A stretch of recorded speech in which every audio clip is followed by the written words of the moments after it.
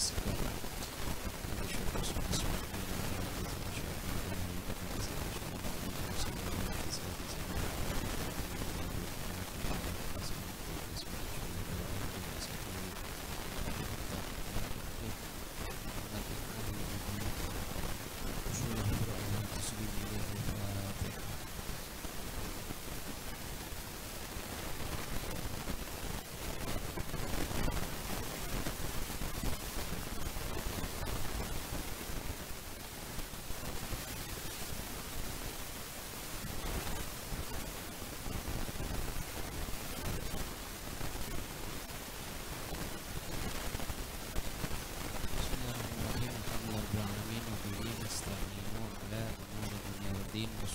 wassalamu ala afdalil khalqi ajma'in sayyidina wa maulana Muhammadin wa ala alihi wa sahbihi wa tabi'in wa man tabi'ahum bi ihsanin ila yaumiddin.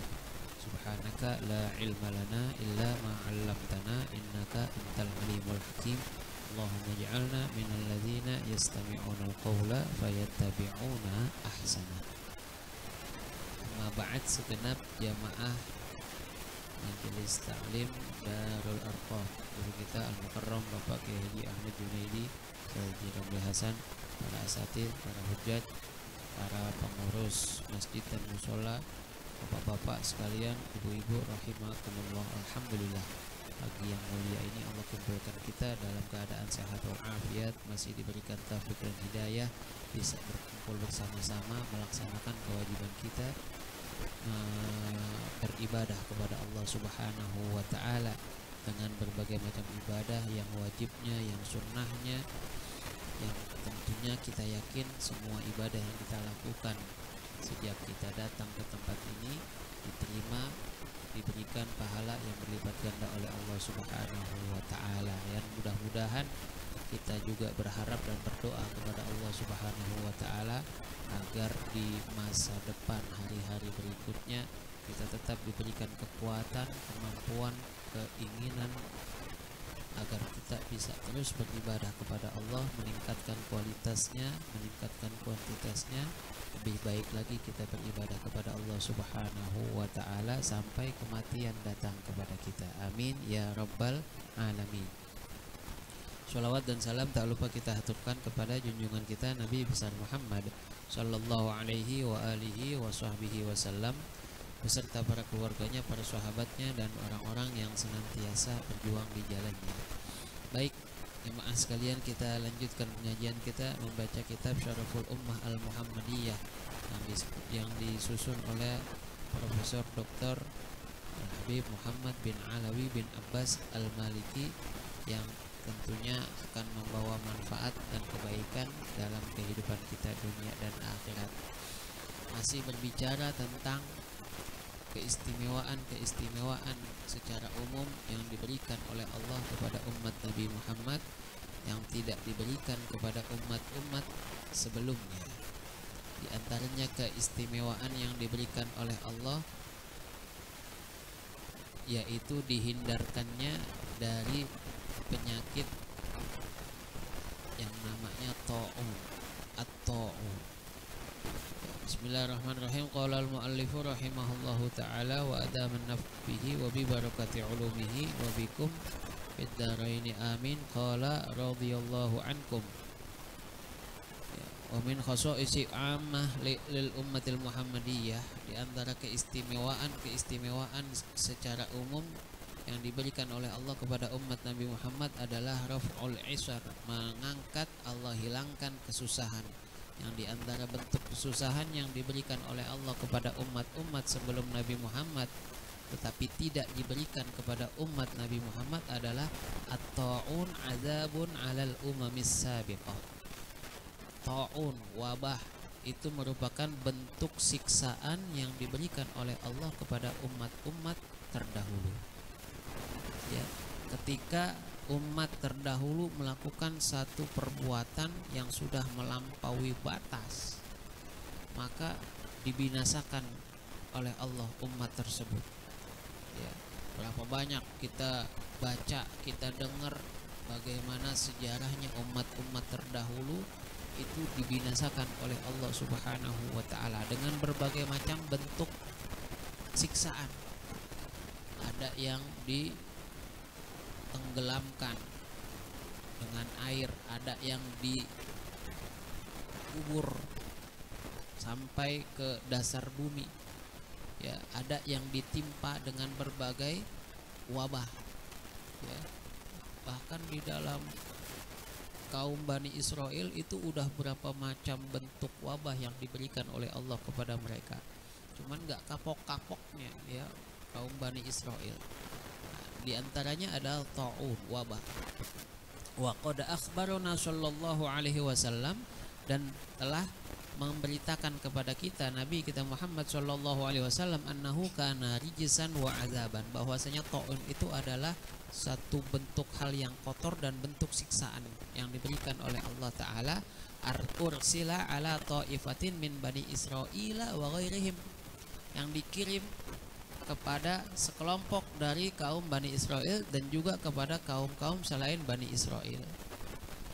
Ya, dikirim sama Allah bentuk penyakit wabah yang membinasakan. Terus ada yang nanya, nih yang sekarang taun bukan? Bukan. Kalau taun udah mati semuanya. Ya. Dan namanya taun tidak diberikan oleh Allah kecuali kepada mereka yang melakukan pelanggaran berat. Dan taun tidak diberikan oleh Allah kepada umat Nabi Muhammad.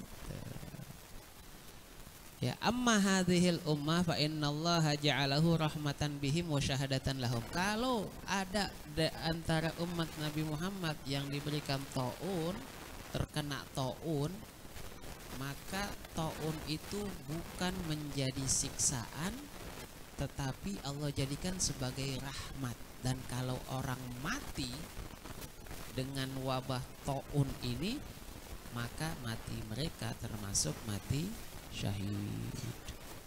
Ya. Kaza fis sahih mawahib, ya, demikian disebutkan di dalam kitab Mawahib wal Khosais. Itu di antara keistimewaan yang diberikan oleh Allah kepada umat Nabi Muhammad. Kalau Allah berikan taun, maka itu bukan siksaan tetapi menjadi rahmat. Tetapi untuk umat Nabi Muhammad, taun untuk umat selain umat Nabi Muhammad atau sebelum umat Nabi Muhammad, yang namanya taun itu adalah bentuk siksaan yang diberikan oleh Allah.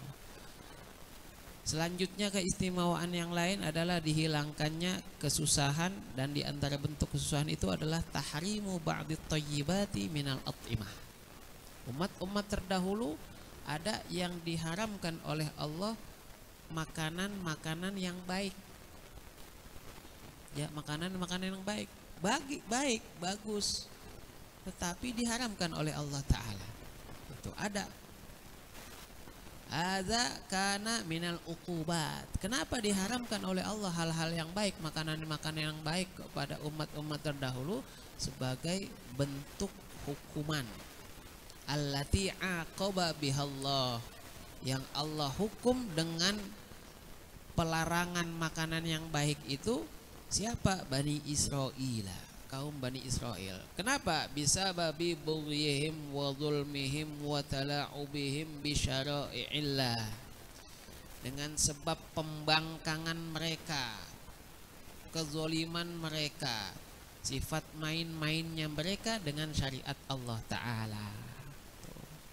Syariat jangan dibakal main. Ya. Ini kalau kaum Bani Israel apa? Syariat diperlakukan sekehendak mereka. Contohnya apa?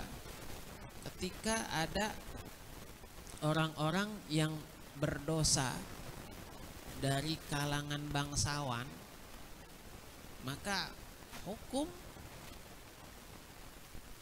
itu tidak ditegakkan.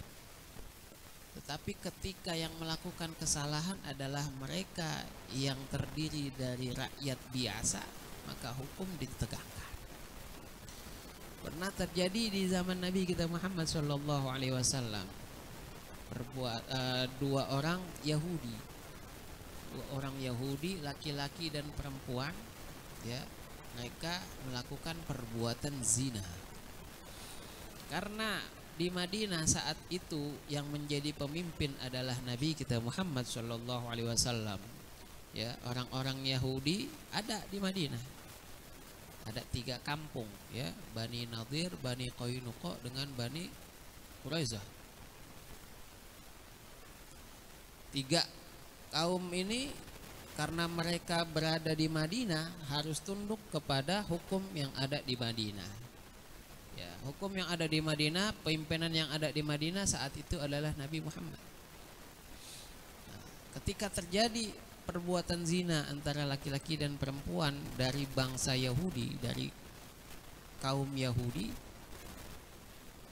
maka dibawalah masalah ini kepada Nabi. Tetapi Nabi nggak mau memaksakan hukum agama Islam kepada orang-orang Yahudi. Maka ditanyalah oleh Nabi, gimana menurut agama Yahudi ketika terjadi perbuatan zina, hukumannya apaan? Apa yang tertulis di dalam kitab Taurat? Ya. Ada nih. Kalau mau jelasnya panggil deh ulamanya Yahudi, rahib, agar bisa memberikan ketentuan hukum. Ini yang melakukan perbuatan zina adalah kalangan bangsawan. Di dalam kitab Taurat, pelaku zina itu sama dengan hukumannya, sama dengan apa yang ada di dalam Al-Quran.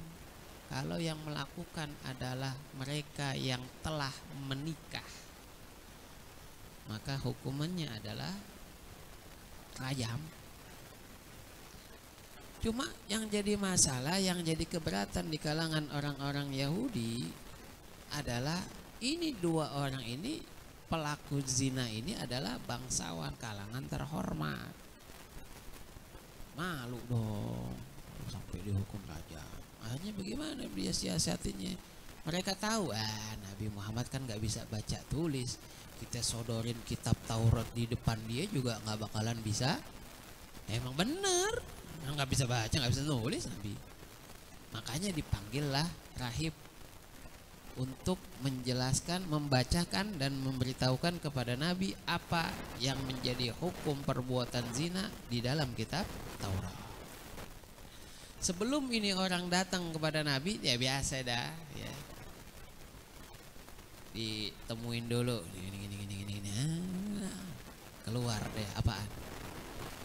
Duit ya, apaan? Amplop ya, ada duitnya tapi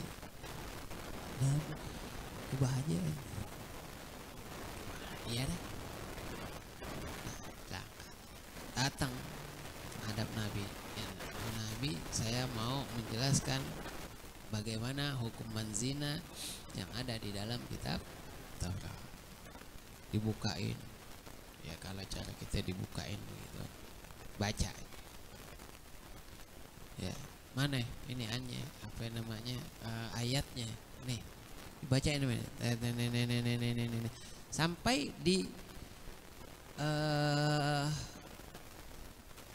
bentuk hukuman yang akan diberikan ditutupin pakai jarinya ini rahib yang baca nih, tutupi jadi nggak ketahuan.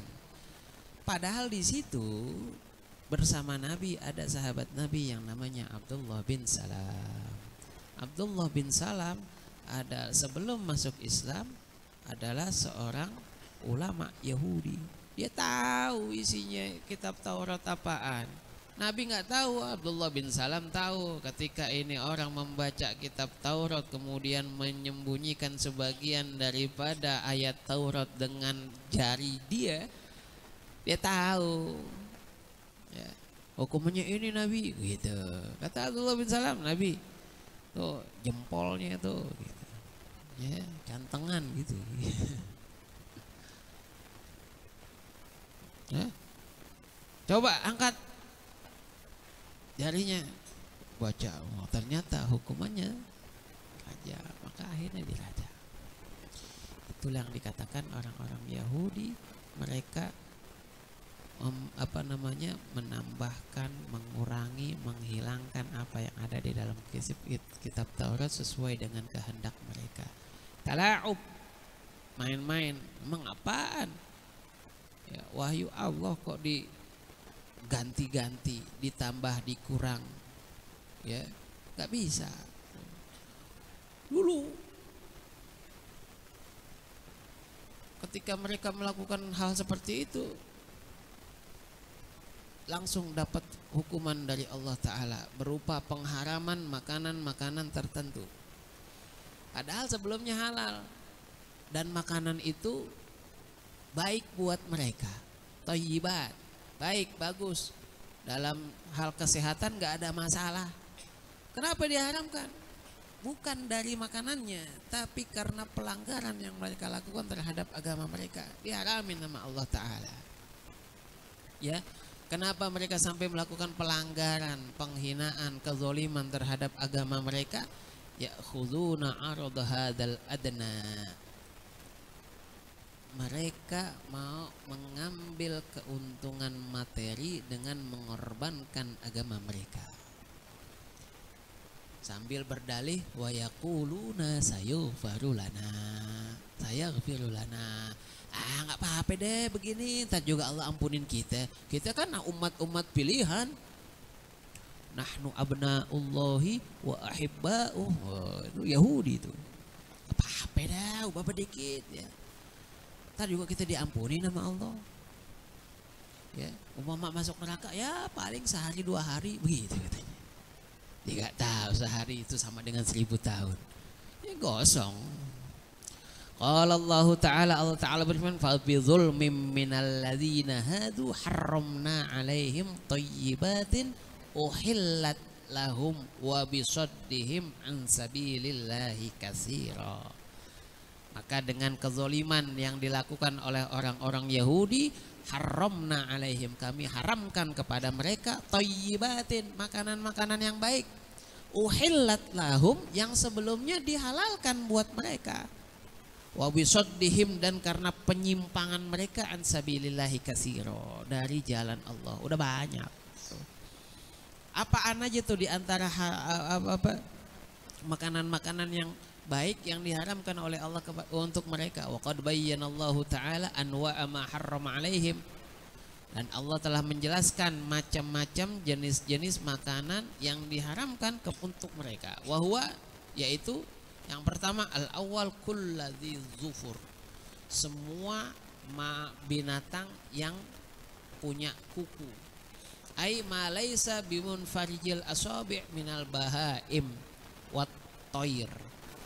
Maksudnya binatang yang punya kuku ini bukannya sebagaimana yang diharamkan di dalam agama kita. Macan nggak boleh, kucing nggak boleh karena punya kuku. Bukan kuku yang begini, tapi kuku yang jari-jarinya nggak mekar, ya, daripada binatang. Dan juga burung-burung. Contohnya apa? Onta. Onta punya kuku nggak, Pak? Kuku onta punya kuku nggak onta?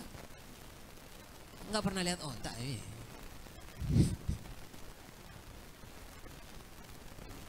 Ya, sapi punya kuku gak?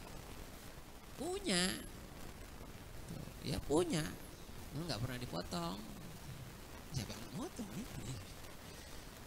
Nah, untuk orang Yahudi ketika mereka sebelumnya dibolehkan mereka makan onta, makan sapi, makan kambing. Cuma karena mereka melakukan pelanggaran, akhirnya makanan yang sebelumnya dihalalkan diharamkan. Wal iwaz wal bat, apaan? Bebek, angsa, entok, fahiya alaihim haramun, maka makanan itu haram buat mereka. Kemudian juga apa? Asyaham, lemak, ya, al-madah ad-dihniyah allati takunu fil hayawan fahuwa alaihim haram fil baqar wal ghanam. Ya, lemak yang ada di dalam tubuh binatang, ya, lemak bulat itu nggak boleh buat mereka. Tapi yang dibolehkan apa? Wa abahalahum minha asyuhumul mukhtalitati bil 'idham. Yang dibolehkan itu lemak yang bercampur dengan tulang, yang nempel di tulang. Wa kadza ma tahwihil baton, ya, begitu juga yang ada di dalam perut. Wa kadza ma alaihi bidzahar minasyuhum, begitu juga yang ada di punggungnya binatang daripada lemak, diharamkan. Amal ummatul Muhammadiyah, adapun umatnya Nabi Muhammad, fa innallaha ta'ala abahalaha kulla thayyibin, maka Allah bolehkan untuk mereka semua makanan-makanan yang baik. Al yauma uhilla lakumut thayyibat, pada hari ini dihalalkan untuk kalian yang baik-baik. Artinya apa? Kalau ada yang diharamkan, itu pasti nggak baik buat kita. Maka jangan coba-coba, Pak. Pengen deh nyobain gimana sih rasanya daging kodok. Ngapain? Dia suka iseng ya orang, namanya orang kan apa namanya, bahasa ini yang sekarang kepo, mau tahu aja. Jalan-jalan ke kota, warung-warung tenda, ya. Kalong panggang. Gimana tuh rasanya, enak gak ya? Cobain dah. Jangan. Udah diharamin. Yakin, Pak. Pokoknya kalau udah diharamin itu pasti gak bagus buat kita. Yang baik aja loh, ada masanya yang baik itu gak bagus buat kita. Ya begitu, Pak ya. Baik, halal, ya. Tapi ada keadaan di mana yang baik itu nggak bagus buat kita. Itu baik halal, apalagi udah diharamin sama Allah. Walaupun kita badan sehat kayak apa, tetap haram. Ya, jangan tergoda. Olahan kuliner kan sekarang, mas, apaan aja, ya, tikus, isop. Mau nyobain banyak nih di Menteng Atas tikus. Menteng Atas apaan, gak kurang-kurang tikus. Oh iya, udah diharamin ya udah jangan, udah pasti nggak baik ya, udah pasti nggak baik yang namanya tikus gitu. Udah diharamin nggak ada yang baik, dan kalau dihalalin itu baik, udah gitu aja. Wa yuhillu lahumut thayyibat wa harrama alaihim kulla khabisin. Allah haramkan yang jelek-jelek. Ya. Wa yuharrimu alaihimul khaba'is. Yang dihalalin yang baik, yang diharamin yang jelek. Ya. Kenapa sih Allah haramin babi padahal babi kan enak? Katanya saya juga belum nyobain gitu. Yakin, Pak? Pokoknya kalau udah diharamin sama Allah itu gak baik. Cuma godaan. Nah ini godaannya. Apalagi kalau kita sampai bergaul begini-gini yang menyediakan hal, udah pokoknya gak bagus. Haram. Ya, jangan pernah tergoda. Yang enak aja dah, yang baik, yang dihalalkan oleh Allah Ta'ala. Daging kambing, sapi, ayam, ya. Kurang enak apa sih itu daging? Yang penting bisa masaknya, ya. Kalau nggak bisa masak ya nggak enak juga. Gitu. Gitu. Apalagi nggak punya duitnya buat beli, nggak enak. Tahrimul ghanaim alaihim, di antara hal yang diharamkan oleh Allah untuk berkaum umat-umat terdahulu apa? Diharamkannya harta rampasan perang. Padahal salah satu di antara bentuk kegembiraan tentara ketika mereka berperang adalah mendapatkan harta rampasan. Ya bukan jadi tujuan, tapi seneng kalau dapat harta rampasan perang. Cuma untuk umat sebelum Nabi Muhammad, fakanu idza tanamu syai'an min a'daihim lam yahilla lahum ay ya'khudhuhu wa yatasarrafu fi.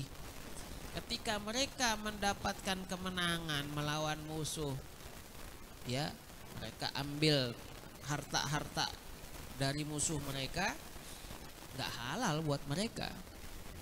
diambil, dimanfaatin, dipergunakan, dinikmatin, nggak boleh.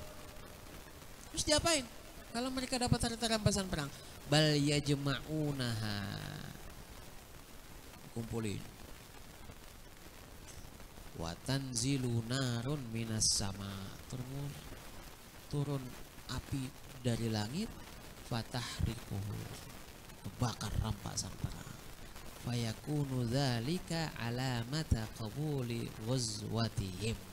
Kalau kayak begitu, mereka menang perang, menang, ambil harta rampasan, dikumpulin, turun api, itu tanda bahwa peperangan mereka direstui, diterima oleh Allah Ta'ala. Tapi kalau sampai mereka perang, menang, ngumpulin harta rampasan perang, kemudian nggak turun api, nggak dimakan sama api, maka berarti peperangan mereka tidak mendapatkan restu, keridhaan dari Allah Ta'ala. Ya, kama qala Allah Ta'ala, hatta ya'tiyana biqurbanin ta'kuluhun nar. Ya. Tapi kalau umat Nabi Muhammad, apa ammal ummatul Muhammadiyah fa innallaha la syarrafa nabiyyaha indahu ahallalahumul ghanaim. Li syarafi nabiyyiha indahu ahallalahumul ghanaim. Adapun umatnya Nabi Muhammad sallallahu alaihi wasallam, fa innallaha, karena maka sesungguhnya Allah Ta'ala karena memuliakan nabinya, maka Allah halalkan untuk umatnya mengambil harta rampasan perang. Ini kasih garis bawah, li syarafi nabiyya, karena memuliakan nabinya Allah halalkan harta rampasan perang. Kita menjadi umat yang mulia karena kita bernabi kepada nabi yang paling mulia. Agama kita menjadi mulia karena dibawa oleh nabi yang mulia. Artinya apa? Kita mau dapat kemuliaan, kita ikuti nabi kita Muhammad SAW. Ketika kita menyimpang dari apa yang diajarkan oleh nabi kita Muhammad, maka jangan harapkan kita mendapatkan kemuliaan dari Allah Ta'ala. Sahabat Nabi menjadi manusia-manusia yang paling mulia karena mereka bersahabat kepada Nabi Muhammad. Keluarga Nabi menjadi keluarga yang mulia karena mereka mempunyai hubungan darah dengan Nabi Muhammad. Semua kemuliaan-kemuliaan itu bersumber dari Nabi Muhammad. Semua kemuliaan diberikan oleh Allah kepada Nabi Muhammad, kemudian baru disebarkan kepada yang lain-lain. Kita mau mulia, maka muliakan Nabi Muhammad. Kita mau mulia, maka jalankan ajaran Nabi Muhammad. Kita mau mulia, maka ikuti apa yang diperintahkan oleh Nabi Muhammad. Di antaranya itu tadi, masalah makanan. Jangan tergoda. Kata si fulan gak apa-apa kok ini. Apa kata Nabi Muhammad? Apa ajaran yang dibawa oleh Nabi Muhammad? Boleh apa enggak? Bagus apa enggak? Ikutin. Ya. Jadi mulia karena Nabi Muhammad. Dimuliakan karena Nabi Muhammad. Fakulu mimma ghanimtum halalan thayyiba. Ya, dibolehkan mengambil harta rampasan perang karena Allah memandang memuliakan Nabi Muhammad, akhirnya dibolehin. Padahal sebelumnya umat-umat terdahulu nggak boleh. Itu ya. Maka makanlah, silahkan ambil harta rampasan perang itu dalam keadaan halal dan baik. Ya, maka mudah-mudahan kita bisa ambil pelajaran untuk agar kita bisa mendapatkan kemuliaan dengan cara kita ikuti apa yang ajaran yang dibawa oleh Nabi kita Muhammad SAW. Kita tetap istiqomah di dalamnya sampai kematian datang kepada kita. Mudah-mudahan kita mendapatkan keridhaan dari Allah Subhanahu wa Ta'ala. Amin ya rabbal alamin. Wallahu a'lam bishawab. Terima kasih pada guru kita